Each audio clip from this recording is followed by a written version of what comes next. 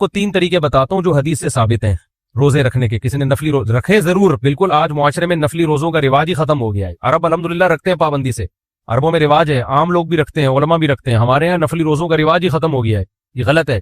تو حدیث میں آتا ہے کہ ہر مہینے 3 روزے رکھو. ایام 20 کے روزے کہا جاتا ہے جن کو, یعنی چاند کی 13 تاریخ, 14 تاریخ اور 15 تاریخ. یہ ہر مہینے کے 3 روزے آپ صلی اللہ علیہ وسلم نے فرمایا پورے مہینے کے برابر ہیں, کیونکہ ایک روزہ 10 کے برابر, ایک نیکی 10 کے برابر نا, تو 3 روزے 30 کے برابر ہو گئے. پھر آپ صلی اللہ علیہ وسلم نے پیر اور جمعرات کا روزہ رکھا ہے, اس کی ترغیب ہے, تو یہ بھی رکھ لیا کرو.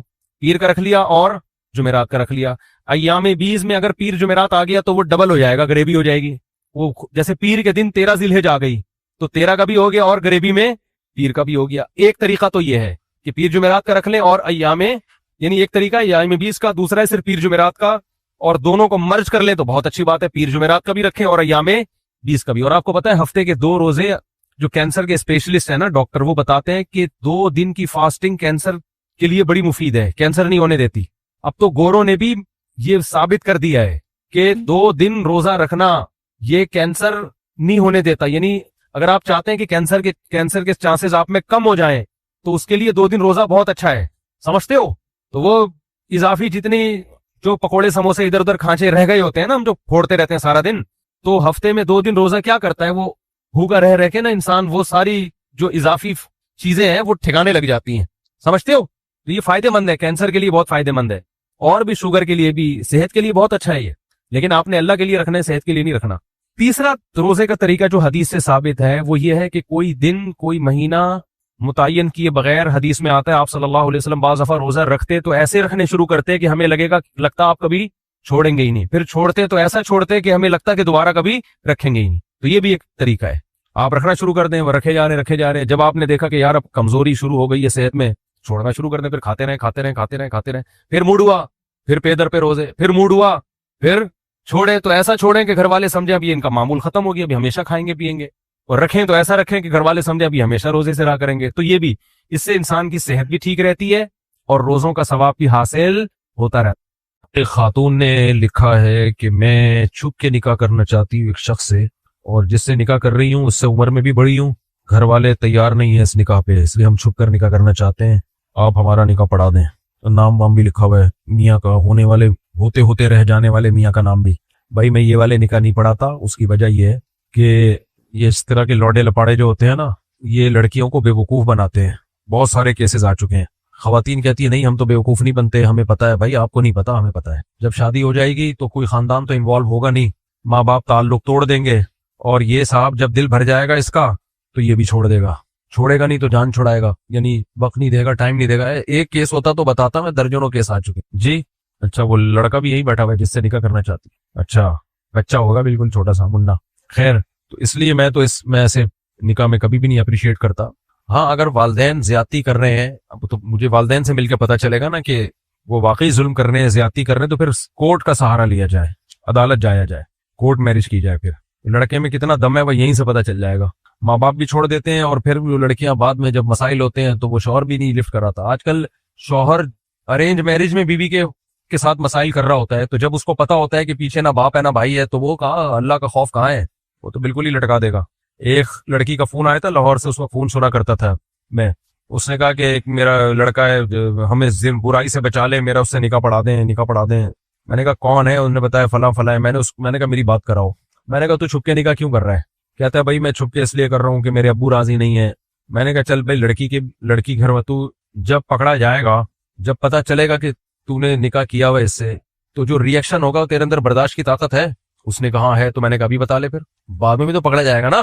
جب تیرے اندر, میں نے کہا تھا نا جو غلط چیز ہوتی ہے وہ, ابھی پورا بیان اسی موضوع پر ہوا نا, وہ پائیدار نہیں ہوتی. میں نے کہا جو بہادری اس وقت دکھانی ابھی کیوں نہیں دکھا رہا, تو کر لے ایسی کی تیسی. کہہ رہے نہیں یہ وہ. میں نے اس لڑکی کو منع کیا, میں نے کہا بیوقوف بنائے گا آپ کو, یہ مرد کا بچہ ہوتا بولتا ہے ایسی کی تیسی, جو اکھاڑنا ہے اکھاڑ لو, میں کر رہا ہوں.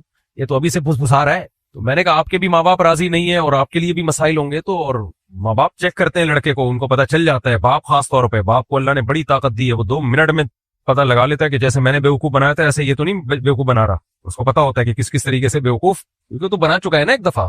کوئی اور بیوقوف بنائے گا, اس کو پتا ہے میں نے بھی اس کی اماں کو پٹایا تھا اسی طرح بیوقوف بنا کے. تو یہ بھی مرد کو مردوں کی شرارتیں پتا ہوتی ہیں, عورتوں کو نہیں پتا ہوتی. اس لیے شریعت نے لڑکی کا ولی باپ کو بنایا ہے. وہ لڑکی کو میں نے سمجھایا, نہیں مانی, عشق میں پاگل ہو گئی تھی, شادی کر لی. اس کے بعد جو اس لڑکے نے اس کا حشر کیا ہے نا, پھر میرے پاس ہی فون آئے حشر نشر. میں نے کہا نہ کوئی کچھ بھی نہیں ہو سکتا, کیونکہ کوئی ڈاکومنٹیشن نہیں ہے. اب یہی ہے کہ اس کی کٹ لگوا کے زبان سے طلاق نکلواؤ, اور کیا ہے. میں نے کہا انڈے بدماشوں سے رابطہ کرو.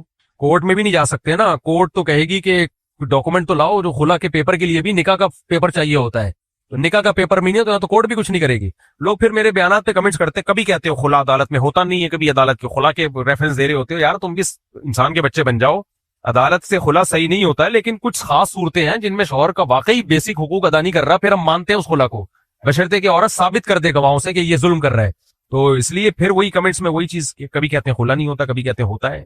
تو میں کہتا ہوں کہ خلا نہیں ہوتا, لیکن چند صورتوں میں ہو جاتا ہے. وہ ہوتا تنسیخ نکاح ہے. عدالتیں جہالت میں اس کو خلا کہہ رہی ہوتی ہیں, ہم اس کو تنسیخ ہوتا, وہ تنسیخ ہے. لیکن جو آج کل سسٹم چل رہا ہے نا, یہ جو عورت گئی وجہ ہو نہ ہو اٹھا کے خلا کی ڈگری لے کے. آج ایک خاتون آئی تھی, فیملی آئی تھی, ان کی خاتون کو تو میں نے خود مشورہ دیا کہ آپ کورٹ میں کیس کرو, اس آدمی سے جان چھڑاؤ, خلا کا کیس فائل کرو آپ. تو انہوں نے کہا کیسے؟ میں نے کہا آپ فتویٰ لکھو, ہم آپ کو شرعی طریقے سے خلا کا طریقہ بتائیں گے, کیونکہ اس کا جینین کیس تھا. مجھے پتا ہے اس کا میاں بہت ایک نمبر کا الو کا پٹھا وہ. تو ایسی عورتوں کو تو ہم خود جان چھڑانے کے طریقے بتا رہے ہوتے ہیں. تو ہمیں شوق نہیں ہے کوئی ظالم آدمی کے ساتھ عورت کو چپکا کے رکھیں, لیکن کوئی شرعی طریقہ تو ہو نا. یہ نہیں ایک منہ اٹھا کے گئے ڈھک. جمشید کی بیوی خلا کی ڈگری کس نے پکڑائی؟ اس کو جج نے پکڑائی. ابے یہ کیا ہوتا ہے؟ یہ دھندا ہے, یہ تھوڑی ہے. مفتی صاحب وضاحت فرما دیں کیا لکھا ہوا ہے اس کے دل اور دماغ کیا کیا نہیں انسان کے دل اور دماغ اور کیا کیا پریشانیاں ہوتی ہیں. مختصر یہ کہ انسان کے دل و دماغ کے آپس میں کیا تعلق ہوتا ہے.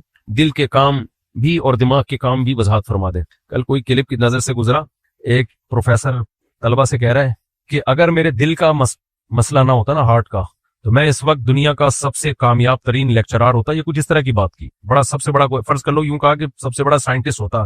پڑھائی کے دوران مسئلہ دل کا تھا, دل کا مسئلہ نہ ہوتا تو میں سب سے بڑا کیا ہوتا؟ سائنٹسٹ ہوتا. یار ایسے کیسے کہہ رہے ہیں؟ اصل میں وہ دل نہیں چاہتا تھا پڑھنے کا, دل نہیں چاہتا تھا. تو وہی سبھی کے ساتھ یہی مسئلہ ہے یار.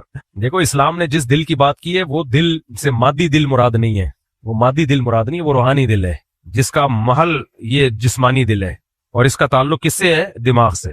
جیسے ہی دماغ میں کوئی خوشی محسوس ہوتی ہے, سب سے پہلا اثر اس کا کس پہ آتا ہے؟ دل پہ آتا ہے. خوف کی وجہ سے ہارٹ اٹیک ہوتا ہے کہ نہیں ہوتا؟ لوگوں کو سوال پیدا ہوتا ہے کہ خوف کی وجہ سے دماغ اٹیک ہونا چاہیے, ہارٹ اٹیک کیوں ہو رہا ہے؟ خوف تو دماغ میں محسوس ہوتا ہے نا, لیکن دل کا دماغ سے سب سے زیادہ تعلق ہے. تو اسلام, یہ قرآن چونکہ بلاغت ہے نا, اس میں بلاغت عربی زبان کی بلاغت کا خیال کیا گیا ہے. تو بلاغت سائنسی حقائق کو نہیں دیکھتی ہے, بلاغت دیکھتی ہے مجازن بھی بہت ساری چیزوں کی نسبت بہت ساری چیزوں کی طرف کرتی ہے. حالانکہ حقیقتاً وہ نسبت نہیں ہوتی, وہ مجازی ہوتی ہے, لیکن حقیقت اور مجاز میں ایک تعلق ہوتا ہے. اس کی مثال ایسے جیسے قرآن کہتا ہے تفیض اعینہم. آج میں نے وہ آیت سے کذبوہا پڑھ دیا غلطی سے شاید. تو اب دیکھو قرآن کیا کہتا ہے کہ وَإِذَا سَمِعُوا مَا أُنزِلَ إِلَى الرَّسُولِ تَرَىٰ أَعْيُنَهُمْ تَفِيضُ, کہ جب تم مسیحیوں کی بات کی ہے کہ جب ان کے سامنے قرآن پڑھا جائے تو تم ان کی آنکھوں کو دیکھو گے کہ وہ بہہ رہی ہوتی ہیں. اب کوئی سائنسدان آئے بولے آنکھیں تو بہتی نہیں ہیں, آنسو بہتے ہیں, آنکھیں کہاں بہتی ہیں؟ اب سائنسی لحاظ سے تو اس پہ اعتراض بنتا ہے, بھائی قرآن کہہ رہے ہیں آنکھیں بہتی ہیں, تو قرآن کو مولویوں کو سائنس کا نہیں پتا, معاذ اللہ قرآن کو سائنس کا نہیں پتا. تو اس کا کیا جواب دیا جائے گا؟ بھائی قرآن سائنس کی کتاب نہیں ہے, قرآن واضح و نصیحت کی کتاب ہے جو عربی میں نازل ہوئی. تو عربی زبان کے محاورے اور عربی کی بلاغت کا اس میں خیال کیا گیا ہے. تو بہتی آنکھیں ہی ہیں, آنسو ہیں, آنکھیں نہیں بہتی. لیکن بلاغت کا قاعدہ کیا ہے؟ جب آنکھیں بہت زیادہ آنسو بہتے ہیں تو مبالغتاً اس کو کہا جاتا ہے گویا آنکھ